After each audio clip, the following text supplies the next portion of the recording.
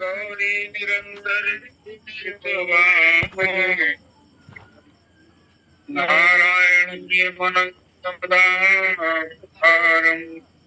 वाराणसी पतिं भजनीश्वरनाम समर्थ सर्वज्ञ शिव सकल कला जो ज्ञान वैराग्य दे प्रणत कल्पतरुणाम राम अनंत अनंत गुण अमित कथा विस्तार सुनिया चल दिन मानी हई जिनगे विमल विचार तुलसीदास जी के पद कमल बारंबार सिया राम के हनुमत हो। श्री सीताराम भगवान की जय। श्री राधा कृष्ण भगवान की जय। श्री गौरी शंकर भगवान की जय। श्री हनुमान जी महाराज की जय। जय जय जय जय श्री सीताराम। ओम नमः पार्वती पतये हर हर हर हर हर महादेव।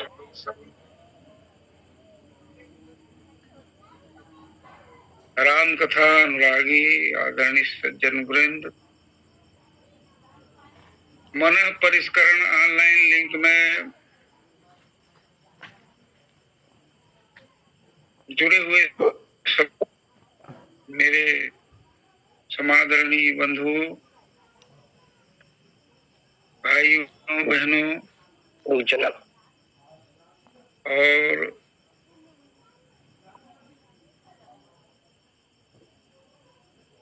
श्रीमती संगीता दीदी जी, आप सबको बारंबार प्रणाम। राम कथा में विराजमान श्री शिव जी और हनुमान जी की उपस्थिति का अनुभव करते हुए मैं उन्हें प्रणाम करता हूँ। श्री हनुमान जी महाराज मुझ पर कृपा करें, वे ही मुझे माध्यम बनाकर राम कथा बोलें, गाएं और बजाएं। संगीता बहन ने मुझे जो प्रसंग दिया है अरण्य कांड में, बहुत दिनों से बोलने का प्रयास तो करता हूँ लेकिन प्रयास में सफल नहीं होता। अब क्या करूं, कहीं कहीं जाना ही पड़ता है। जैसे आज ही संगीता बहन आप जानते हैं, मैं अभी ठीक 10-15 मिनट पहले मैं मानस गोष्ठी से आया हूँ कन्हारपुरी से, और ऐसे ही बैठ गया हूँ। मुझे जो प्रसंग मिला है, सहज पावन नारी सेवक सुभगति लहरी, जिस गावत श्रुति अजहु तुलसी का प्रेम, सियावर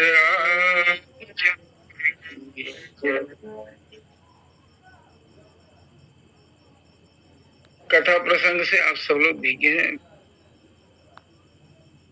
माता अनुसुईया जी और श्री सीता जी के बीच में यह जो नारी धर्म के प्रति जो चर्चा हो रही है, इसमें माता अनुसुईया भगवती सीता जी को उपदेश कर रही है। भगवती सीता जी को क्या उपदेश की आवश्यकता, और इस उपदेश के माध्यम से वे जगत को उपदेश कर रही हैं। और ये चित्रकूट की चर्चा है। इस चित्रकूट की चर्चा में हम सब सम्मिलित हों।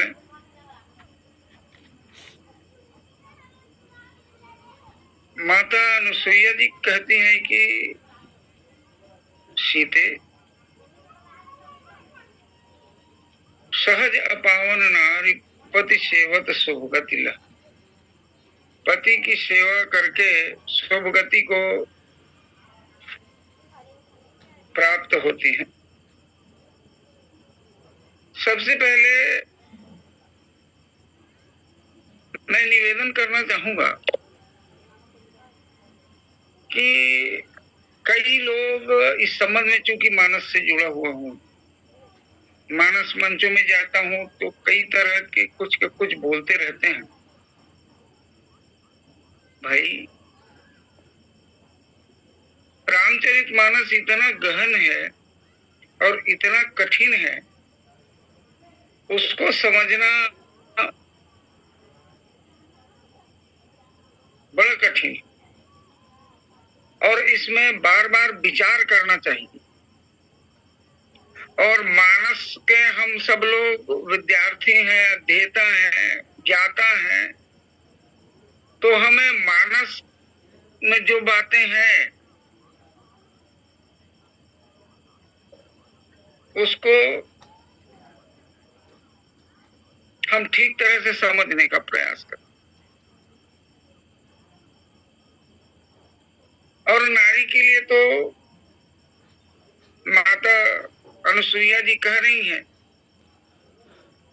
कि सीते एक ही धर्म एक व्रत निर्माण, काय वचन मन पति पद प्रेमा। एक ही धर्म है, एक ही नियम है, मन वचन और कर्म से पति की सेवा करें।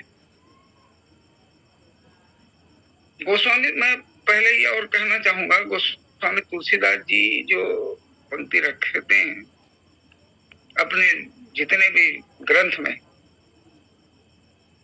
वे सामान्य नहीं है, हम उनसे सामान्य मान लेते हैं।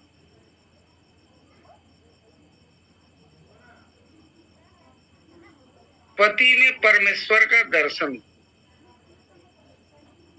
प्रत्येक नारी को करनी चाहिए। पति को ही परमेश्वर मान लो। पति सेवा से ही नारी का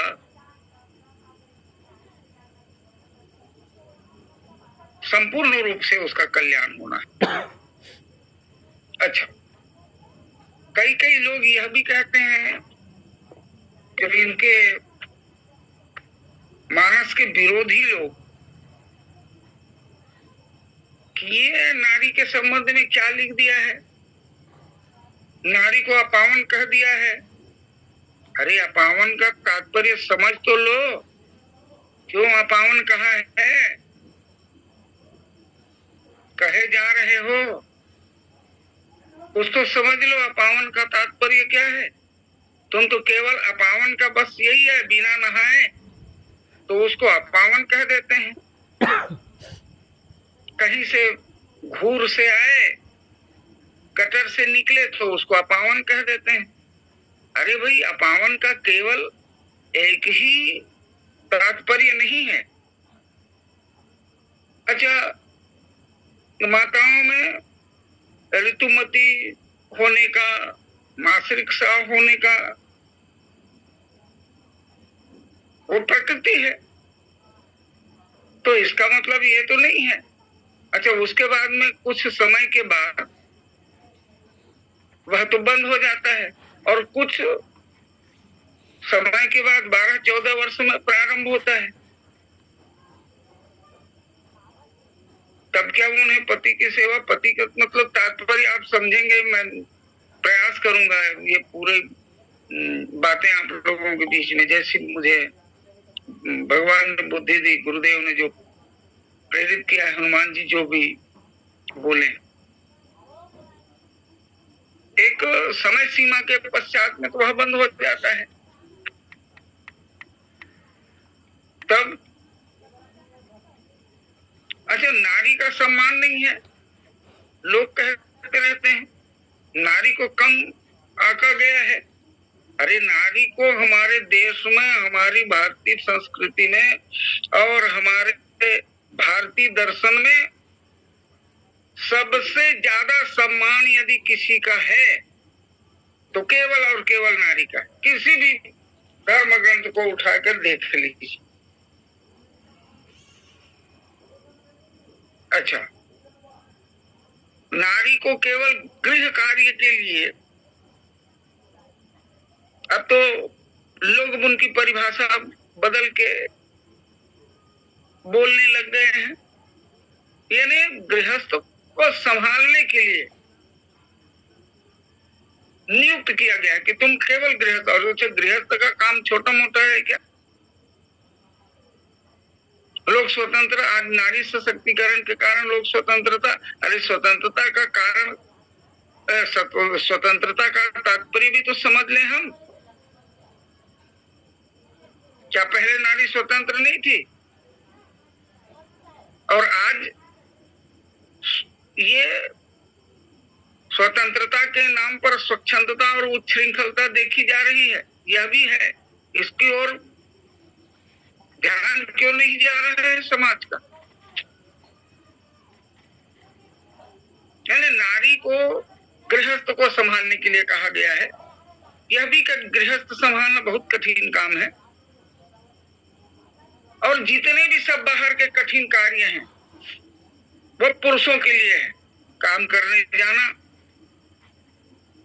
और किस तरह से गृहस्थ में, गृहस्थ के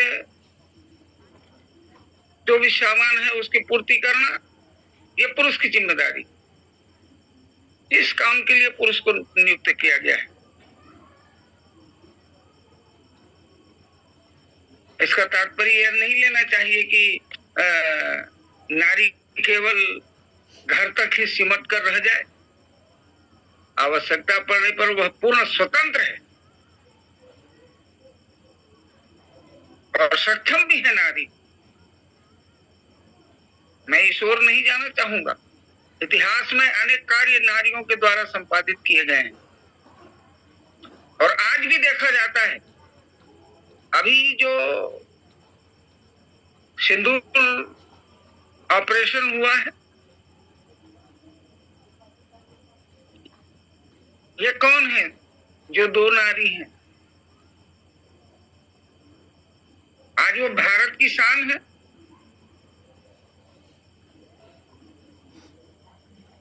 अभी वर्तमान समय में देख लीजिए, बहुत ज्यादा पुराने समय के इतिहास को ढूंढने की जरूरत नहीं।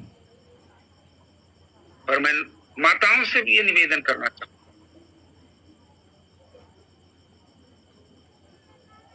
कि स्वतंत्रता का तात्पर्य स्वच्छंदता ने केवल और केवल हानि होगी।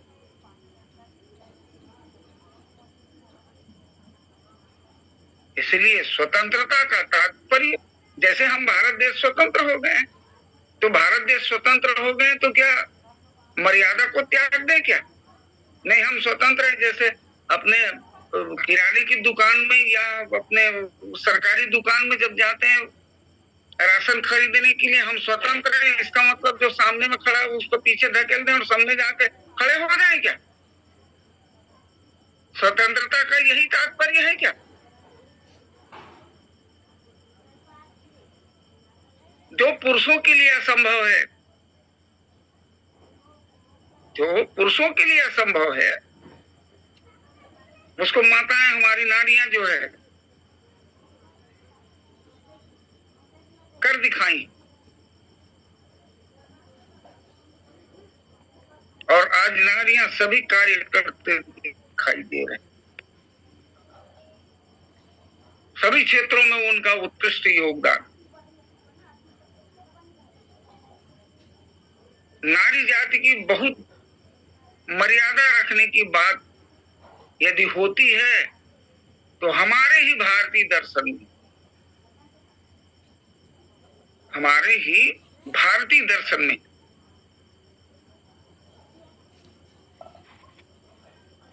नारियों की जितनी इज्जत की जाती है उतनी और किसी की नहीं की जाती। नारियों की जितनी इज्जत होती है पुरुषों की उतनी इज्जत नहीं है। आप अकेले चले जाएं, आपकी कोई इज्जत नहीं। अरे होगी थोड़ी बहुत इज्जत, होगा थोड़ा बहुत सम्मान, और यदि आपके साथ में कोई नारी हो तो आप उस नारी के कारण आपका सम्मान बढ़ेगा मित्र। और ये सहज अपावन नारी के कारण से लोग क्या क्या बोलते हैं। अरे अपावन, केवल अपावन का तो भाव समझ लो। गोस्वामी तुलसीदास जी लिखे हैं, उनके भावनाओं को तो समझने का, इनके इस पंक्ति के पूर्व, इस पंक्ति के पूर्व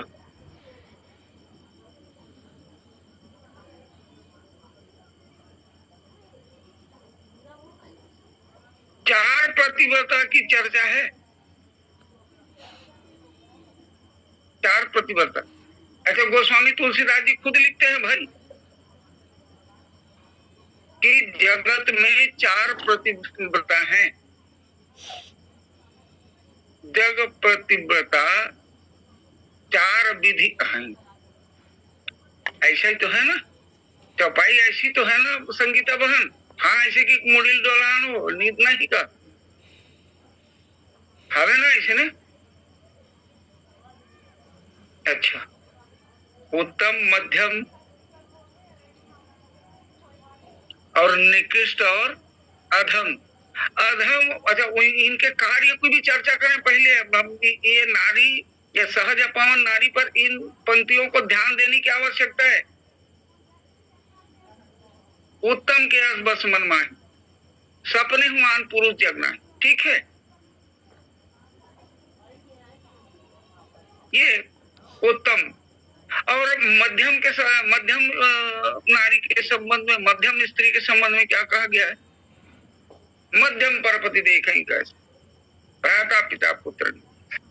उत्तम भी वही पतिव्रता है। देखिए नारी के सम्मान में कितने बहुत सुंदर शब्द का उपयोग गोस्वामी तुलसीदास जी लिखे हैं, शब्द का उपयोग किए हैं। नारी का रंच मात्र भी अपमान कहीं भी नहीं है।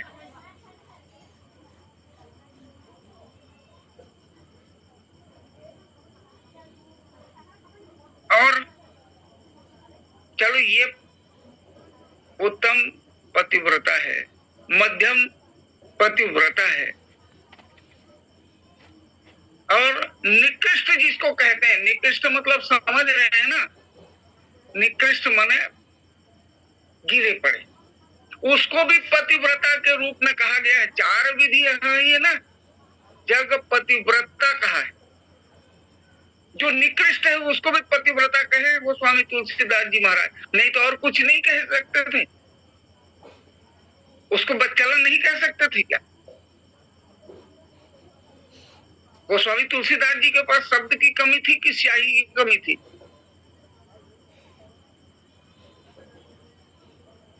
आए? लोग कुछ के कुछ, मैं रामायण मंचों में जाता हूं तो कुछ के कुछ लोग, या ऐसे ही जो हमारे विरोधी हैं, सनातन विरोधी, ये लोग कुछ के कुछ बोलते रहते हैं। इसको तो पहले देखो समझो, सार भावों को एक लाइन के पढ़ लेने से कुछ रामायण की कोई चर्चा क्या पूरी तरह से कर लेंगे क्या हम? और उसके बाद में उत्तम, मध्यम, निकृष्ट और अधम। तो निकृष्ट के लिए कहा धर्म विचार समझ कुल रही, सो निकृष्ट श्रुति अस कही। चलो भाई, हमारे माता पिता, हमारे जितने भी हैं सब इसको दे दिए हैं, अब इसको छोड़ के हम कहाँ जाएं? ऐसे सोचने ही के पास उनको निकृष्ट कहा गया है, बताओ। लेकिन वह भी पतिव्रता है, उनको भी कहा गया है। तो ऐसे होते हैं ना आजकल माता पिता की बात तो बहुत कम चल रही है। हमारे बच्चे बच्चियां सब बिगड़ रहे हैं, माता पिता की तो बात ही नहीं मानते, जो अपने मन से आजकल फेसबुक और यूट्यूब में दुनियादारी में सब कर रहे हैं। उनकी शादी तो ऐसे ही हो रही है, माता पिता के नाकों को काट काट के बच्चे बच्चियां भाग रहे हैं, इस पर ध्यान क्यों नहीं जाता?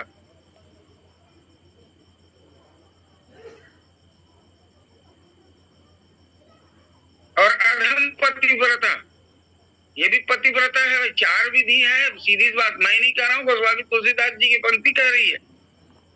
दिन अवसर भय तेरह जोई,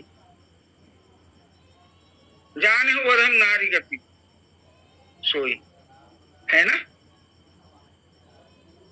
ये 4 इसी इतने ही तो 4 ही तो बताते हैं ना। या अनुक्रम में यदि इसको लिखें तो प्रथम में उत्तम, और दूसरे में मध्यम, तीसरे में निकृष्ट, और चौथे में अधम। तो ये पतिव्रता है, ये गोस्वामी जी लिखे उसके नीचे में ठीक। यहां तक भी नीचे में लिखा है, पर क्या पतिबंचक पर पति रति करई। अब बताओ, उसको भी गोस्वामी तुलसीदास जी महाराज ने गलत नहीं कहा है। पर पति यानी देह की तृष्णा मिटाने वाली नारी के लिए भी अच्छे शब्द का उपयोग करते हैं, ध्यान रखिए। उन्हें भी पतिव्रता कहते हैं। उनको तो चाहते तो गणिका लिख सकते थे, बेहया लिख सकते थे, बेशर्म लिख सकते थे, वेश्या लिख सकते थे, नहीं, बल्कि कहते हैं जग पतिव्रता 4 विधि, वेद पुराण संत सब। हमारे वेद पुराण नारी का सम्मान जितना करते हैं उतना पुरुषों के लिए नहीं है।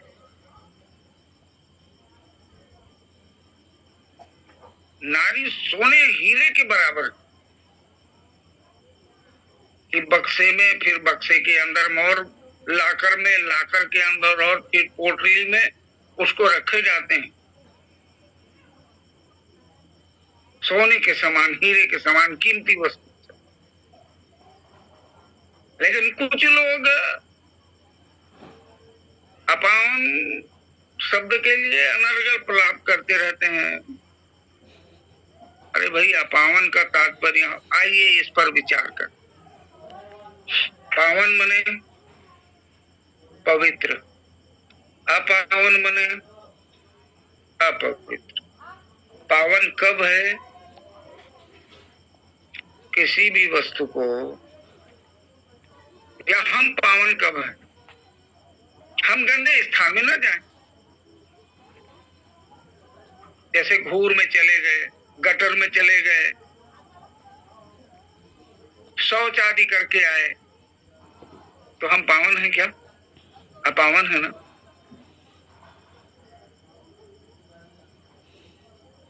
अच्छा, नारी की जो सुरक्षा है वो अनिवार्य है। वो स्वामी तुलसीदास जी ने इसलिए अपावन लिखा, सहज अपावन, सहज अपावन।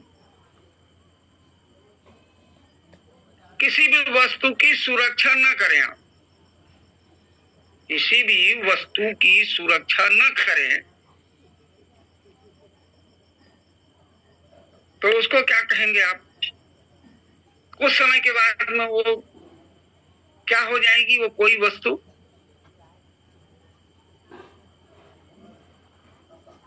अपावन हो जाएगी ना। जैसे आपके घर में दाल चावल जो कुछ भी है, मैं सामान्य से उदाहरण के तौर पर रखने का प्रयास कर रहा हूं। तो जब उसकी आप सुरक्षा करेंगे तो वो पावन है। इसीलिए तो सामने में लिखा है ना, पति सेवत सुगति लगी। अपावन में ये ना, आपका अपने घर के दाल चावल वगैरह वगैरह कोई सामान है, उसको यदि आप सुरक्षित नहीं रखेंगे तो वो पावन रहेगा क्या? खाने योग्य होगा क्या? और पति शब्द सामने में दिया है। पति मतलब रक्षक। जब आप किसी वस्तु की सुरक्षा करते हैं, सुरक्षित रखते हैं किसी वस्तु को, तो वह वस्तु सुरक्षित रहेगी। ठीक इसी तरह से नारी अपने पति की सेवा करे, अर्थात पति मतलब कहने की जरूरत नहीं है, पति मतलब रक्षक, पति मतलब केवल हस्बैंड नहीं, पति मतलब केवल घर वाले ही नहीं। आप अपने घर में आप गृह के पति हैं कि नहीं हैं? आप गृहपति हैं कि नहीं हैं? केवल नारी के पति नहीं, आप गृहपति हैं। यदि आप नमक, दाल, चावल, सब्जी, रोटी, कपड़े लत्ते, गृहस्थ की जब आपको जिम्मेदारी है तो आप गृहपति। तो पति का तात्पर्य है सुरक्षा प्रदान करने वाला, और पति का तात्पर्य ये है केवल हम हस्बैंड ही, घर वाला ही कहें तो फिर अभी द्रौपदी मुर्मू है, वो कौन है? वो तो राष्ट्रपति है। फिर पति का तात्पर्य है सुरक्षा प्रदान करने वाला, पति का तात्पर्य है सुरक्षा प्रदान करे। ठीक इसी तरह से द्रौपदी मुर्मू जी सुरक्षा प्रदान करती हैं, इसलिए उसको राष्ट्रपति एक पद है, पति एक पद है।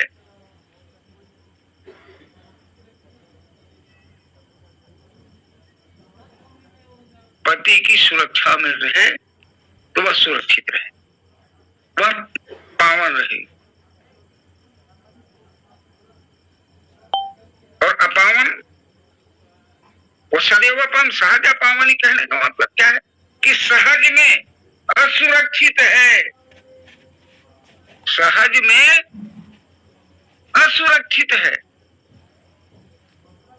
इसलिए उसको सुरक्षा की जरूरत पड़ती है। हमारे शास्त्रों में कहा गया है, जब पिता के घर में हो तो पिता की सुरक्षा में रहो, पति के घर में गए तो पति की सुरक्षा में रहो, पति नहीं है तो अपने पुत्र आदि या परिवार की सुरक्षा में रहो।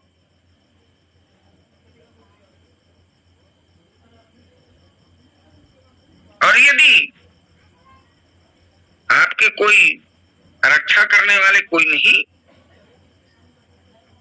तो किसी भी वस्तु को देख लीजिए, वो वस्तु अपावन हो जाती है, वह चीज जो है अपावन हो जाती है। पुरुष प्रधान कहते हैं, समाज को पुरुष प्रधान कहते हैं, जबकि सम्मान किसका है? सबसे ज्यादा हर जगह नारी का सम्मान ज्यादा है। पूर्व में, वर्तमान में और भविष्य में भी नारी ही सम्मानित रहेगी। तो गोस्वामी तुलसीदास जी ऐसे लिख देंगे क्या? उनका भाव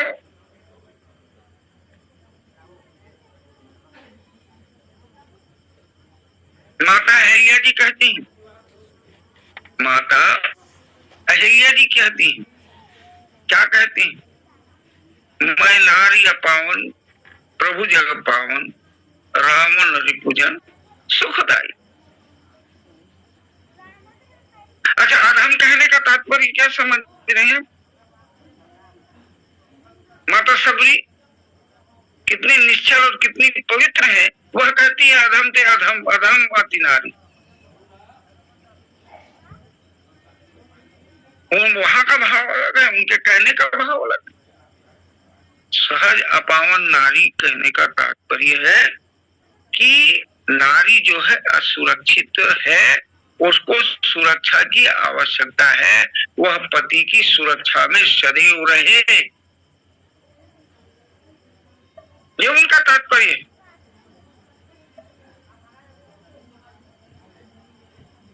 इनको हम व्यवहारिक जगत में व्यवहारिक दृष्टि से देख रहे हैं, और आध्यात्मिक दृष्टि से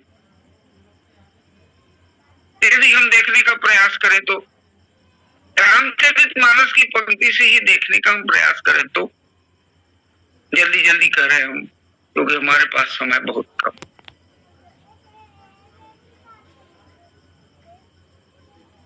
गोस्वामी तुलसीदास जी महाराज पंक्ति में लिखते हैं, माया रूपी नारी। आया है ना, उस दोहे के मैं चौथे चरण को ले रहा हूं। काम क्रोध लोभ आदि मत प्रबल मोह के धारी, तिलमह अति दारुण दुखद, माया रूपी नारी ऐसा है। लेकिन मैं माया रूपी नारी को संकेत कर रहा हूं। माया सुरक्षित कब रहेगी? माया रूपी नारी पर ध्यान केंद्रित, वो माया सुरक्षित कब रहेगी? आप जानते हैं ना, आपके पास जितना भी सारा संसार है, जितना भी आप सब देख रहे हैं, वो सब माया है ना। और वो माया सुरक्षित कब रहेगी? वह भी तो नारी है ना। आप उसकी सुरक्षा करते हैं, और जब आप उसकी सुरक्षा करते हैं तो पूरी तरह से उसको सुरक्षा प्रदान करते हैं नहीं ना। तो वह माया सुरक्षित कब रहेगी? माया सुरक्षित रहेगी मायापति के द्वारा ही। और मायापति केवल एक ईश्वर है। और मायापति यदि दूर हो जाए तो वो उस माया का कोई ठिकाना नहीं। कथा प्रसंग से आप देख लीजिए। अपावन का तात्पर्य है, मेरे भाइयों बहनों जितने भी सब इस लिंक में लगे हैं, सबसे निवेदन करूं, अपावन का तात्पर्य है असुरक्षित। केवल मासिक स्राव पर भी ध्यान मत दीजिएगा। और कुछ समय के बाद में तो माताओं का ऋतुमती होना बंद हो जाता है। उस समय क्या वो सुरक्षित है? नहीं, उस समय भी किसी न किसी तरह के उनको सुरक्षा की आवश्यकता है। मायापति की सुरक्षा, मायापति ही उनको सुरक्षा प्रदान करे। और मायापति जब सुरक्षा प्रदान करेंगे तब वह सुरक्षित रह सकेगी। अच्छा, यानी भगवान ही इस माया को सुरक्षित रख सकते हैं। आप हम सुरक्षित नहीं रख सकते। हम तो केवल कहते हैं कि हम ही इनके सब स्वामी हैं, हमसे सुरक्षा नहीं हो पाती। आप सब लोग समझदार हैं, बहुत बुझाई तुम्हारी का कहूं, परम चतुर सब जानता हूं। हाँ, अच्छा, हमारे शरीर में देख लीजिए, बुद्धि नारी है ना। ये बुद्धि जो है नारी है कि नहीं है? अच्छा, बुद्धि किसकी सुरक्षा में रहे? आपके अंतःकरण में जीव है, जिसी को आप ब्रह्म कहते हैं, उसी को आप ईश्वर कहते हैं, उसी को आत्मा कहते हैं, उसी को भगवान कहते हैं। तो ये बुद्धि रूपी नारी जो है, ये संसार में भटकती है ना, इसलिए असुरक्षित है ये। और ये क्या है? ये बुद्धि कहीं चले जाती, इस माया पर भटकते, इस संसार पर भटकते रहती है। तो आपकी बुद्धि पावन है? आपकी बुद्धि पावन है क्या? जिसकी बुद्धि इस संसार में लगी हो, क्या उसकी बुद्धि पावन है? और यदि उसकी बुद्धि आत्मा में लगे, यदि उसकी बुद्धि जीव में लगे, जीव के अनुकूल हो जिस दिन बुद्धि, तभी तो शुभ गति रहेगी। नहीं तो बुद्धि तो घूम घूम के इस जन्म से उस जन्म, उस जन्म से उस जन्म, क्या क्या क्या क्या जो जन्म पाती, ये बुद्धि ही तो है। तो पति की जो सेवा, अर्थात ये बुद्धि, उनके पति कौन है? ये जीव है। और जीव के अनुकूल नहीं होने के कारण बुद्धि की सदगति नहीं हो पा रही है, शुभ गति नहीं हो पा रही है। इसमें कोई नई बात नहीं कह रहा हूं, लेकिन बात यही है, बुद्धि हमारी कहाँ गई है? इस संसार की ओर गई है। क्या हमने हमारी जो बुद्धि है वो जीव के अनुकूल रह रही है क्या? जीव के अनुकूल तो नहीं रह रही है ना। इस कारण से हमारी बुद्धि जो अपावनी है, और जिस दिन बुद्धि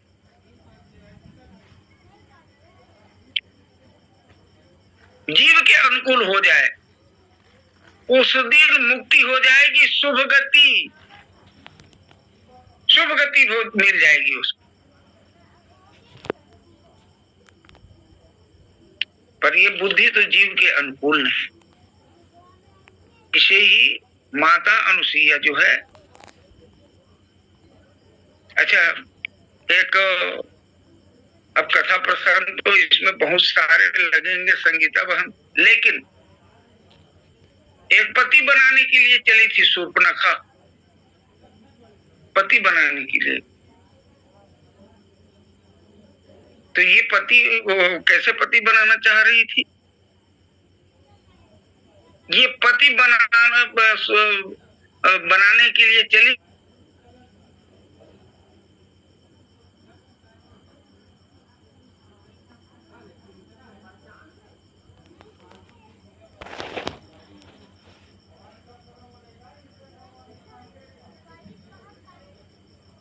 रामचंद्र जी समझ गए। अच्छा, राम को ही चाहते तो बात अलग थी,